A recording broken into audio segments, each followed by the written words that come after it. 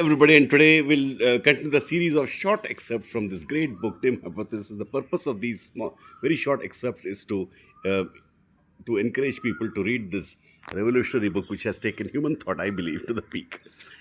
It's a very big claim. Today's short excerpt is Plato from the chapter 2, the three archetypes. So we're going chapter by chapter and short excerpts. Plato, drawing on the scattered ideas of his predecessors, Plato was the first thinker to offer a detailed and connected viewpoint in regard to fundamental issues, thereby creating in the West the first system of philosophy. Reality for Plato is not the physical world of nature, not the imperfect, sensible world of concrete men and things with its ceaseless flux of contradictions. The latter because it is a union of being and non-being. Union of being and non-being. Things come, go into, vanish. So it's imperfect. It was said then. Concretes, including individuals, are merely appearance. The distorted and ultimately unreal shadows of a higher, non material, truly real dimension, the world of forms or abstractions, which is motionless, logical, and perfect. This is that's Plato's way of expressing the sense of perception of his. The forms are hierarchical. The forms are hierarchical, culminating in the pinnacle of reality. The forms are hierarchical, culminating in the pinnacle of reality, the ineffable form of the good, called by later Platonists the One, O-N-E, One. So this is the root of all that religions talk about. If you read this and understand it, you've got the question of philosophy also. This form is what gives unity and meaning to the universe. So that ultimate one way of looking at the whole world gives unity and meaning to the universe. It is a fundamental fact from which all the lower forms and thus all the shadows derive and on which they depend. And it is a fundamental value towards which all things aspire. There's obviously a sense of the holding all this, but he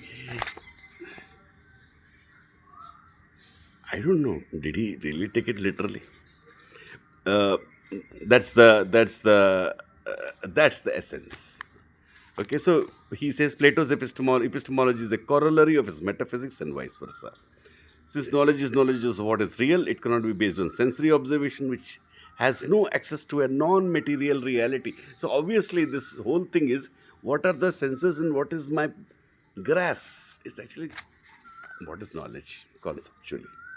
Definitely, there is. In today's 2026, we know that knowledge is knowledge of reality only. you know. So Plato was saying that first-hand knowledge is a feel. That's what he experienced then, right? Many people have not experienced that kind of a knowledge, in-depth knowledge. So the way I look at it is he's talking about in-depth knowledge from a higher point of view. But it led to obviously, if it was taken literally, right? People don't read books, so these concepts were taken literally later. Even not literally in the books, but it was taken literally by human beings.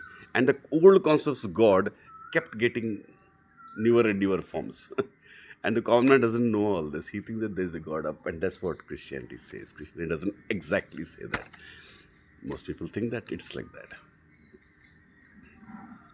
Because it is a complete confusion. Plato was one level of confusion. His followers brought into greater and greater levels of confusion, and finally Kant took it to a limit of confusion with modern physics of confusion in modern physics and philosophy, and that is how it went.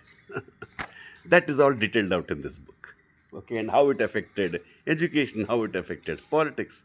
So one totally stupid, illogical thing taken basically fundamentally confuses the whole mankind, and we are still living in that confusion.